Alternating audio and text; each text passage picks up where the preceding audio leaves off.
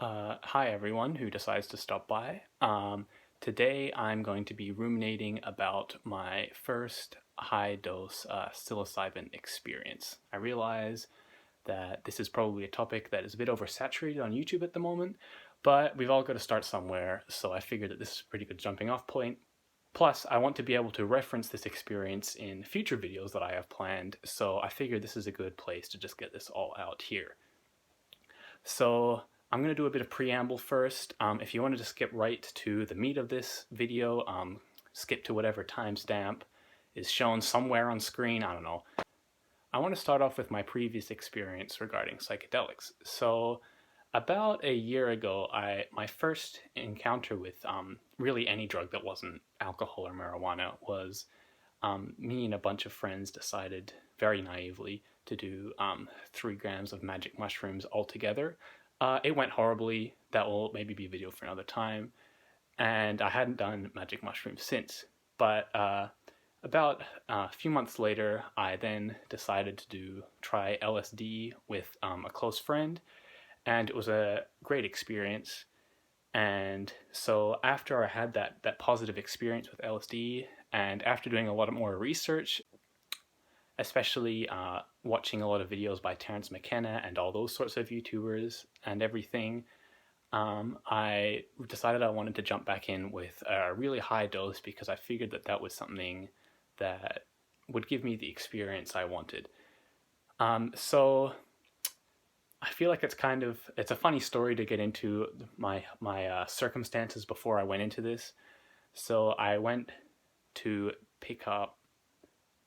Okay, so the only form I was able to get this or magic mushrooms in was in pill form, and so I knew I was going to be meeting with the hookup all day, and so I was kind of going back, and I knew I was going to be free, so I was kind of going back and forth all day as to whether I really wanted to do that just that day or if I wanted to wait. Um, and so I went and picked them up, and at this point it's probably about noon, and I'm not sure at all, and I come to the conclusion that I'm not going to be able to reach a definite decision, like either way. Um, so I leave it up to fate, and I decide to flip a coin, and that if it's heads, I'll feed my head, and that if it was tails, I would put it off for another day. And I flipped a coin, and lo and behold, it landed on heads. So I figured, well, I got to do this now. There was that brief moment where I'm like, do I really have to, do I really have to do this now? Like, I just saw heads, like I said I would, but do I have to? But I thought, no, I probably should do this. Fate has decided that I'm ready for this experience now. So I popped 2 psilocybin pills. They're roughly around the equivalent of 3 grams of mushrooms each. So this dose was roughly the equivalent of 6 grams of mushrooms. And I did this on an empty stomach, and within 15 minutes, I started feeling some light effects, just, general distortions and things. This was something that I was kind of expecting and used to based on my past experience with mushrooms, but it came on a lot faster than I was expecting.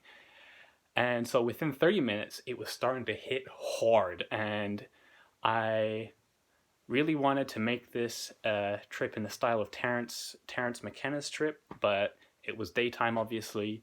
So I just closed my eyes, and immediately my field of vision was enveloped in, psychedelic hallucinations. I was seeing Aztec symbols and architecture and just crazy things all about me and everything. But and it was cool and all, but and my mind was racing. But what I wanted was to speak to the voice of the mushroom, is what Terence McKenna called it. So I kind of waited, and these hallucinations kept going and started getting stronger. And so after about an hour after I had dosed, I heard a knocking, but it sounded very close. But I knew I was home alone, and so I was kind of confused. I wasn't prepared for the auditory hallucinations. And so I heard what sounded like a knocking on a door, and I thought, "Is this the voice?" So I took a leap of faith, and I asked out into the void. I said, "Hello, is anyone there?" and I got a reply. It was it's a being that was not speaking in necessarily in English or in any language. It kind of seemed like it was communicating with me through energy, but I could still understand exactly what it was saying. And so this really surprised me because even though, I had heard all these trip reports about people encountering these beings and Terence McKenna talking about it, I was still somewhat skeptical, but seeing is believing. And so at this point, I had no doubt in my mind. And so the first thing I kind of asked was, are you an external being, or are you like an internal part of me that's been projected outwards by this experience? And the answer I got was that it was an external being.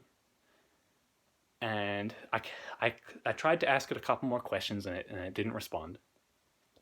And so I kind of just left. I left it alone for a while because I wasn't really prepared for this, because it was that it was a point where I was thinking, well, I've taken these mushrooms and I've gotten to this point where I wanted to get to, and I'm conversing with this being, but I don't know what to ask. It's like, now what?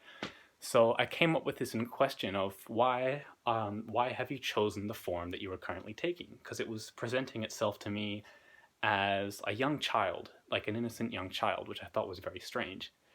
And the reply I got was, I am everything and nothing at once. I can take any form that I choose.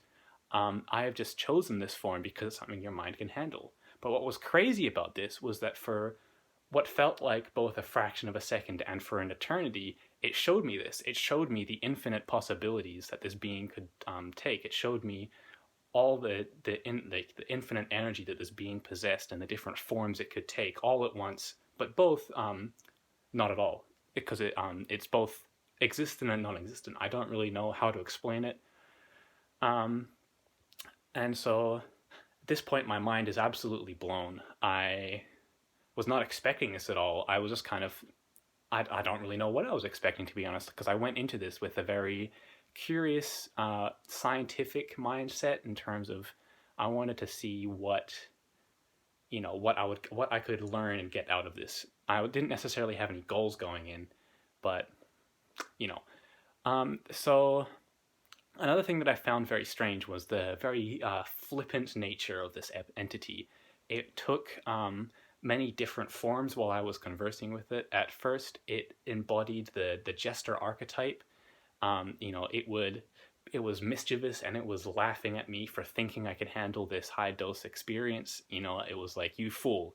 You're an absolute and utter fool for thinking your tiny insignificant brain could handle these 6 grams of magic mushrooms. But then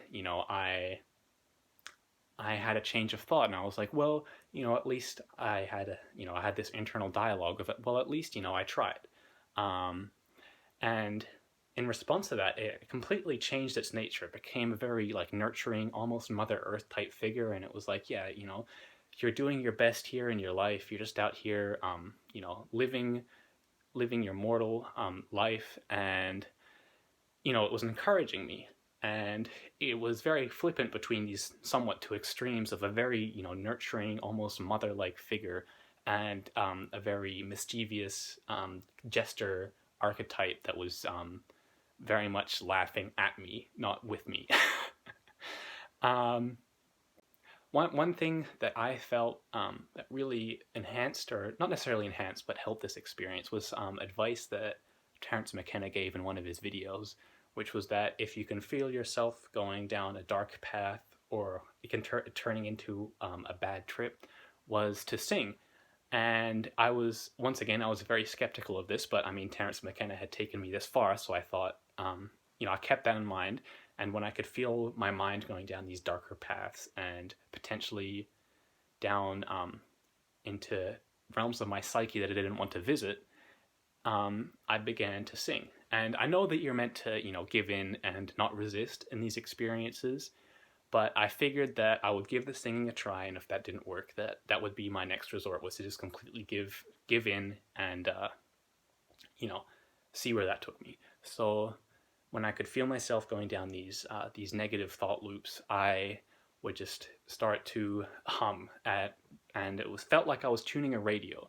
and I would start humming at different frequencies. And when I found, the right frequency, it brought me out of that funk, which was very strange, and it, made the experience very positive again for a while. And so I had to do that a couple times during this experience, but it really helped me, surprisingly, and I wasn't expecting that.